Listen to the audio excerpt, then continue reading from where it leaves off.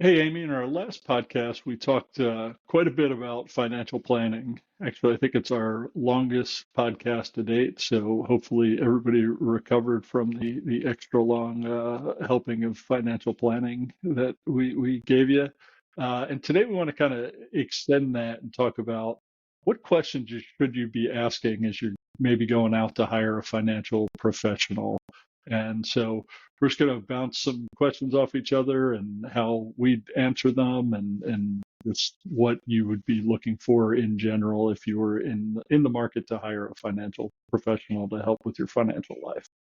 Welcome to Operation Retirement Readiness, where Amy and Mike, two certified financial planners, talk about how military members can prepare for transition and how veterans can prepare for ultimate retirement.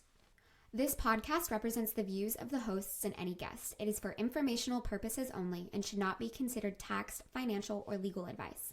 All information is regarded to be from reliable sources. The hosts are not responsible for any losses, damages, or liabilities that may arise from the use of this podcast. This podcast is not intended to replace professional advice. So, Mike, to kick it off, I think we should start with probably one of the biggest questions that floats around out there, and is a little bit confusing, and that is your fiduciary duty as a financial advisor. So, can you just first tell us what does it mean? What does fiduciary duty mean, and how you answer that for clients? Sure. So fiduciary duty basically in English means that the financial professional has a duty to their client to put their interest, the client's interest, above the advisor's. And so it just means whatever advice, recommendations, products, whatever they're doing, they are looking at the client situation and targeting whatever they're recommending to that client situation, no matter if it helps the advisor earn more money or anything else. It's always the client first is how I think about fiduciary duty. How about you? Anything to add on to that? Yeah, I mean, and I think that is perfect. And the only thing I would add is that, you know, the definition of fiduciary, it's crystal clear. It means that whoever is performing this fiduciary duty, and this isn't just in the financial advisor space, but that's what we're talking about today. But whoever has that fiduciary duty has a duty to the client, the beneficiary, whatever the other party is, to put their needs above the advisors. And it's important. It's an important distinction between different levels of service. So before I get too far into that, Mike, I'm gonna let you talk about how you answer this question when it comes up for you.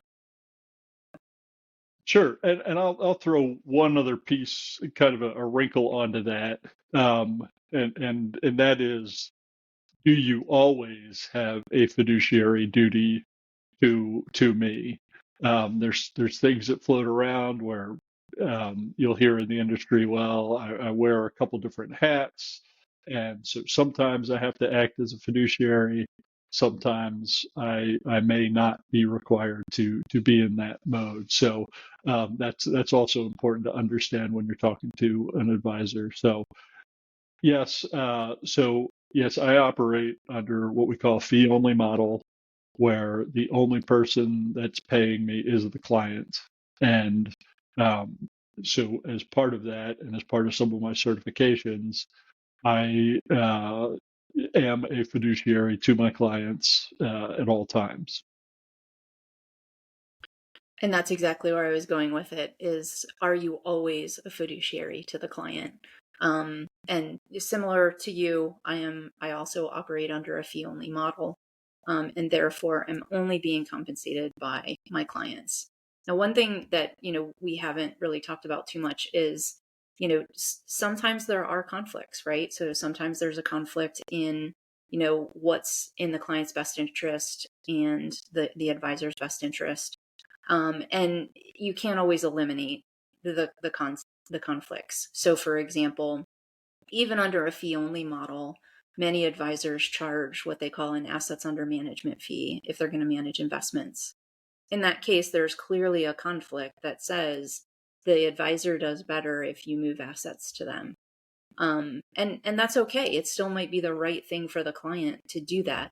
But the advisor, if they're operating as a fiduciary, has to disclose that conflict. And they need to continually disclose that, even if there's a new, you may recommend that it's, hey, this is going to make a smart decision to roll over this account, and it'll come under my management.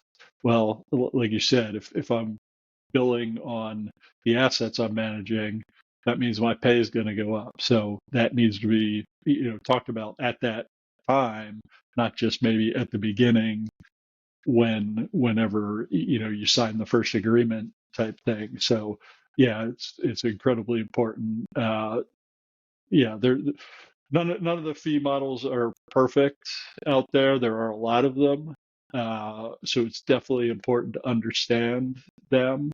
And maybe we dive into that a little bit, Amy. Cost is important, but what are the different types of fee models that you may encounter out there as when you're looking for a financial professional? Yeah. So, there's, for simplicity, there's, basically three different ways that advisors get paid. And I want to be clear, nobody in this industry works for free. So if you have an advisor who says that you don't pay them, they are getting paid somehow. So the next question, of course, is how do you get paid? If I'm not paying you, how are you getting paid? Because the advisor is definitely getting paid. And a lot of times, not always, but a lot of times if you hear that, it means that the advisor is selling you something in order to collect a commission. And, to be clear, we're not attacking any of these models. They have their place in the industry. It's just that you as a consumer need to understand what that means for you and what it might mean for the advisor. So, the first sort of idea is commission based. The second one we've already talked about. It's fee only. And the last one is kind of a hybrid where and there are a lot of advisors out there that work under sort of this hybrid model where on one side at times they are working fee only. That means just you are paying them. They're not getting paid a commission for the investments that they're holding in your account. You're paying them a fee to manage those investments rather than the investments paying under a commission model. But that advisor might still be allowed to sell you commission-based products, whether those are insurance products or investment funds. They can collect from both sources. And that's why when we were talking about, the question, are you always a fiduciary? To me, that's a really important distinction. When they're fee only, then they are probably always a fiduciary to you. If they're commission, they might sometimes, and same with hybrid, they might sometimes be a fiduciary to you. So it's critically important to understand when your advisor is a fiduciary and how they're getting paid. Who's paying them beside you, if anyone? Did that about cover it, Mike? Can you think? There's lots of nuance in there, but the three big overarching ways. Yeah, I think that is a good piece. And then the other piece on the cost is just understanding your total cost and what is embedded. If you are working with somebody that's not fee only and says, no, you're the only one going to charge me. And even sometimes there, really understanding how much you're paying for that service is important.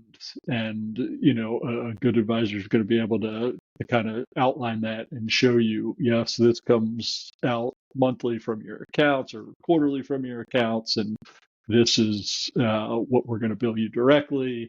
Or if they're selling you a product, this is what, is going to fees and costs and things like that. So really having an understanding can help the consumer, future clients, make sure they're getting a good value for what they're paying for. Yeah, Exactly. Um, so, I mean, I think that that covers probably the fiduciary question. That's probably one of the number one questions that I get from clients. The number two being, what do things cost? Um, so, we kind of went through cost. Mike, do you think we should break down cost any further, or do you think the three different models are enough?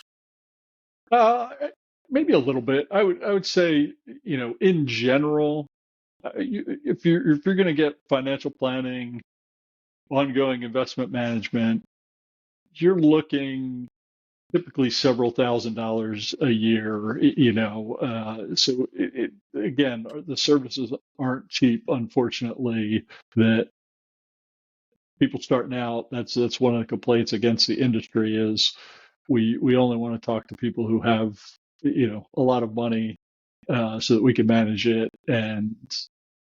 But you know, doing the work. I know you spend a lot of time on plans, putting those together and things, and so unfortunately, it isn't super cheap. So just so people have that kind of in their back of their head if they're going out, and if they hear that, oh well, you don't pay me,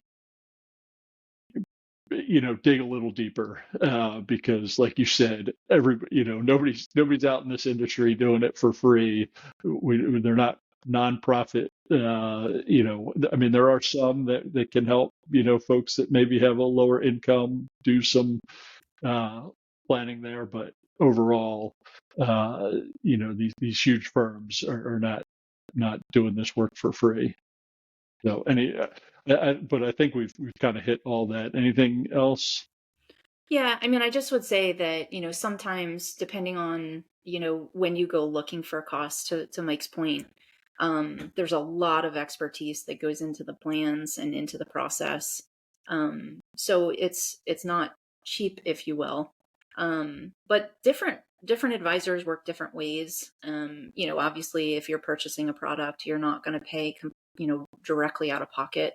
That typically there's a fee kind of embedded in the product. But if you're paying directly, you might end up paying as a percent of assets under management. And typically the way that looks is, let's just, for the sake of simplicity, say the fee is 1%. That means that the whole fee for the year is 1%. That fee's broken down either into four and it's charged quarterly, or into 12. So 1% divided by 12. And that's how much comes out monthly. You might also come across advisors who work for a flat fee, meaning they tell you how much it costs. That's the all in, and that's what it costs. And then they kind of break down how you pay for it. And lots of times that flat fee comes in the form of, what we sort of call a subscription, like a subscription to an app, right? So you pay that monthly.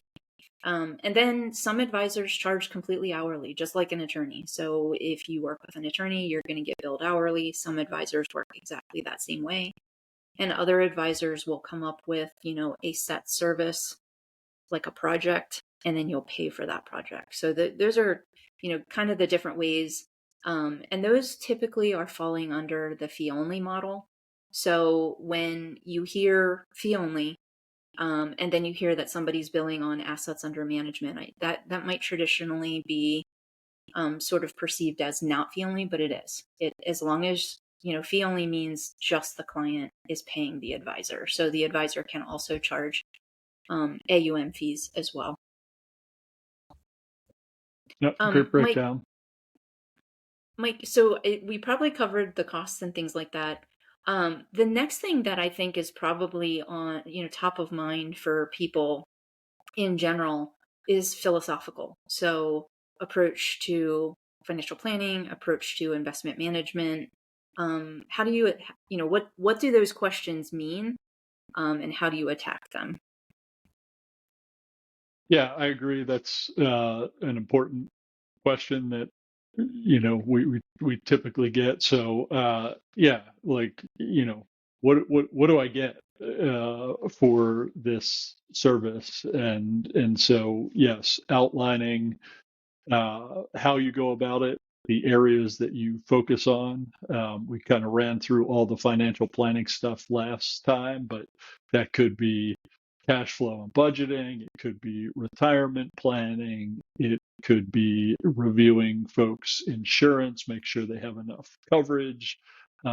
All those, myriad of topics that are out there. Could be stock-based compensation, depending on, maybe you've recently retired from the military, starting your second job, and hey, you're going to now get stock options or restricted stock units, and how does that work? I never had to deal with that in the military, so lots of different things that could be covered, and then on the investment management side, some of those things are, are you an active investor, or do you more tend toward passive, investments? And maybe you want to kind of hit what those two, the difference between those two, and why that matters. Yeah, I mean, there's definitely advisors out there who are let's start with what they mean. So active means that you're either the advisor themselves is actively picking and changing investments based on a variety of different factors, whether it's economic, market, etc. So they're actively selecting different investments at different times, or they're using funds that have managers that are active, doing the exact same thing. They're making changes on actively, routinely, based on market, economic, and other changes. Passive means, you've probably heard just in passing of the S&P 500. That's an index, and the criteria for that index is basically, the 500 largest companies in the United States by market capitalization, meaning how much they're worth. So if you meet the criteria, you're in. If you don't meet the criteria, you're out. And it's only 500 stocks because it's the top 500. And a fund will just track that index. That's called passive. When the index makes a change, basically the only time that a change is happening to the investments. And so that's one sort of way to think about investment philosophy in your advisor. So if you're into proactive approaches and you're disappointed because your advisor is not making enough changes, it's important to understand that you perhaps picked a passive, an advisor who believes more in the passive model. And this is why it's important, because you may be disappointed. You may feel like they're not doing anything for you, when in reality, advisors who tend to select passive strategies believe that is the best way to get better results over time. Whereas if you believe that an active strategy is better, then you might be out of sync. So that's why it's important to ask this question. Yeah, and somebody comes in and talks to me, and they're very focused on the performance aspect of, how's the portfolio going to do? What are we, how much are we going to earn? How much are we going to beat the market by? I will try to find them somebody else they can talk to, because that is not aligned with my philosophy. I mainly stay passive, little bit of flavor, of some, they call, I guess, smart beta, where you're doing a little bit around the edges, but overall trying to keep the expenses low for the investments that I'm, recommending for folks, because it's very hard to beat the market. And so that's just not the game I play. So if somebody's looking for that, I will help them find somebody else, because otherwise, like you said, it's going to lead to disappointment down the road, and probably them going somewhere else at some point. So Yeah. Yeah. And I think it's important too, to understand that, but also to understand, investment focused advisors versus financial planning focused advisors. So And I think the easiest way for me to explain what this means is to talk about my philosophy. So for me, everything is driven by the financial plan. We do the financial plan first. If there's urgency around an investment, you're very worried about it. We'll take a look at that as a separate thing. But for the most part, your plan, your financial plan, your long-term financial plan needs to drive the amount of risk that you need to accept in order to make the plan work. Of course, there's other factors in there, but for the most part, so I'm a planning first planner. It's not that I don't care about the investments, but they are a tool. As far as I'm concerned, they're a tool that we use to achieve the financial plan. So if you're a person who is hyper focused, and maybe that's not the right way to say it, but if you're a person who really just thinks about, when you say, somebody says financial planning, the first place you go is investment management. It's important to understand if that advisor has a different perspective. Like, I'm a planning first advisor. And I'm very clear with that, with people up front, because there are people who come thinking that financial planners are really investment managers. Mike, what about you? How do you approach this? I I would say the same thing. Yeah, the plan is, in my mind, more important. The investments are a tool that you use to implement the plan and meet the goals, but it is not what I lead with. So yeah, I think we're kind of in sync on that. Now, there are But investors, and I'm sorry, go nope, ahead. nope, go. I was going to say there are plenty of financial planners. In fact, I would say the preponderance of financial planners, maybe, or financial advisors at this point, are sort of investment heavy. It's not good or bad. It's just about understanding who this person is that you're interviewing, and figuring out whether or not your philosophies align well enough to work together over a long-term relationship. Um, Mike, we're working on on a podcast for military folks. I think one of the key questions, and if the fiduciary question isn't first, then this question is probably first, and that is, um, how much experience do you have with military specific things, whether it's TSP, survivor benefits, all that kind of stuff. How important do you think that is to our clients, and how do you answer that question?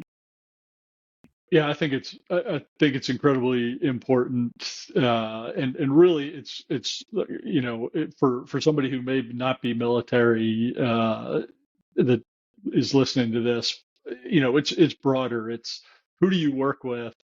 Do you have kind of a specialization in clients that look like me?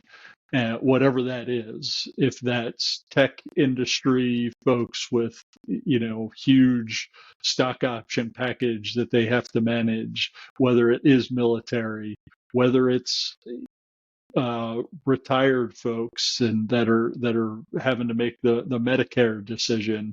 Um, there are folks out there that'll work with, kind of across the board, and that's a lot of how it used to be in the industry, because you went to somebody who was in your town or local, and you were limited by what the options were.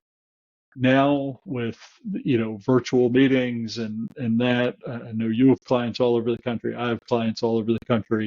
Um, you can really find somebody that specializes in you, or clients like you, and can answer your questions. And so what's the benefit of that, Amy? Brian, versus the generalist that, yeah, I can do financial planning for anybody. Yeah. I mean, I think, the first thing is, it's somewhat obvious. When you encounter a planner who knows all the ins and outs of whatever it is that's special to you. In our case, the military stuff, right? So the VA stuff, all of that. When your advisor knows that stuff and they know it really well, they probably know it better than you do. And they can help bring to light benefits that you didn't know about, benefits you didn't know how to use or how to access. So just the standard knowledge, right, of how things work is really important. But going beyond that, what I think what really brings a lot of value when an advisor is working with a specific type of client, um, they see the same kind of people over and over and over again at different stages of life. And so yes, there's the straightforward, how does the VA disability process work? How do I, what does my state have for 100% VA disability rating? Like that's the stuff that just kind of the knowledge, right? But what's important, I think, too, is that advisor has better questions to ask you to help you think about, the kind of life that you want to have, the things that you probably haven't even considered because they've seen the same kind of people over and over and over again. It also allows that advisor to make, we can't know everything when we're doing a plan. If we're doing plans for 20, 30, sometimes 40 years, you can't know everything. You have to make assumptions. And when a planner's worked with the same kind of clients over and over and over again, they can make better assumptions based on their experience. So to me, those are, besides just the standard, they know more about it, about the stuff, the key stuff. They can make better assumptions and they can help you think through things in ways that generalists probably couldn't. What about you, Mike? Any other reasons that, having an advisor with, we'll call a niche, could be beneficial? No, I think you hit it. It yeah, the ability to know that info and be, an expert on it versus having to be an expert on every different thing that is out there, which is big in the financial planning realm, just can give you more confidence that they know their stuff. Yeah. To wrap it up, I mean, I think there's just a couple other questions that come up, and honestly, these usually come up at the end of a meeting with a potential new client for me. Um, a lot of times, people will ask me about education, qualification, and experience. Um, so you just talk about that, why it's important, how you answer it. Yeah. Again, you will see a variety of planners out there with different skill sets and skill levels and certifications. Honestly, they're to hold yourself out as a financial advisor. The bar, you've got to take a test called the Series 65 test and have a high school diploma, and you can become a financial advisor. So understanding what the education is, there are tons and tons of certifications out there. Some of the more well-known ones are certified financial planner. This is mainly on the it's run, but a lot of times fee only planners hold that designation. But there are tons of different ones. So asking about that, what schooling did your advisor do, and really just what's their background? How'd they get into this? Why are they doing this? Or kind of the things that I think are important out of those questions. Yeah, yeah, I agree. Now, the last question, I don't get a lot, and I'm surprised that I don't get it more often. And maybe people are checking, but whether you're asking the advisor directly or you're doing the research to find it out, this is an important question to ask, and that is, have you been disciplined by a regulatory organization? Do you have any complaints, or disciplined even by your, for example, the Certified Financial Planner uh, board has their own disciplinary process for those who are holding the CFP credential. So asking about those kind of things is important. But if you don't want to ask your your potential financial advisor directly, you can go to a couple different websites, either BrokerCheck by FINRA, or there's a SEC website that you can go and look up every single advisor and find out whether they have disciplinary history. Mike, how important do you think that is? And do you get the question a lot? I don't get it very often. How about you? No, I don't really get, I don't know that I've ever been asked that question. Unfortunately, there are bad actors out there. So if you're not asking, at least, you know, do the check and see before you hire somebody. Because really, yeah, the last thing, there are a lot of good advisors out there. So if there's something that somebody did wrong in the past, you'd want to know about that. Yeah. Yeah. And then the last thing, just to wrap up, I know we're running long again. Here we go, just loving on our profession. But just to wrap up quickly, I think this isn't a question, but the last thing, perhaps to consider, or another thing to consider, is, when you talk with the advisor, do you click? And there's not really criteria for that. Do you like them? Did you have a nice time? Do you feel like they're a person you can trust? Um, and it's weird in the virtual world. I feel like I don't have any, I don't notice necessarily a difference, but for some people, having an in-person relationship is important. So did you feel that connection if you're meeting them in person, or if they don't meet in person, do you feel like you can develop that connection with them? Because you should just like and trust the advisor that you have. You should enjoy spending time with them, because whether you want to or not, you will need to meet with them at least a time or two each year. So it's important to like and trust them. Yeah, 100%. So, but yeah, I think this was a good overview, Amy, of things that you should be asking your potential financial professional, and just it'll these will just help you uh, narrow down to that right person, like you said, who you click with, you trust, and is aligned with how you want to pay and what they do for you, and making sure you're getting the value out of what you're paying for. So, Yeah, this was great, Mike. It was good to chat with you again, and we will see you next time. all right. Have a great couple weeks till we do it again. To get transcripts, show notes, or more information, go to operationretirementreadiness.com. Have a question or topic for the podcast? Send it to info@operationretirementreadiness.com. Find out more about Amy and Mike at their websites.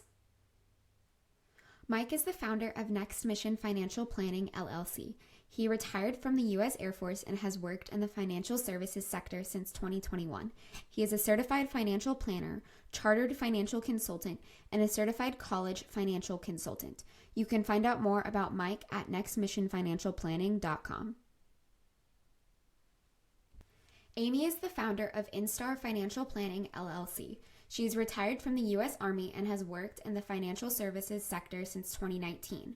She's a certified financial planner, a chartered federal employee benefits counselor, and a chartered retirement planning counselor. You can find out more about Amy at instarfp.com.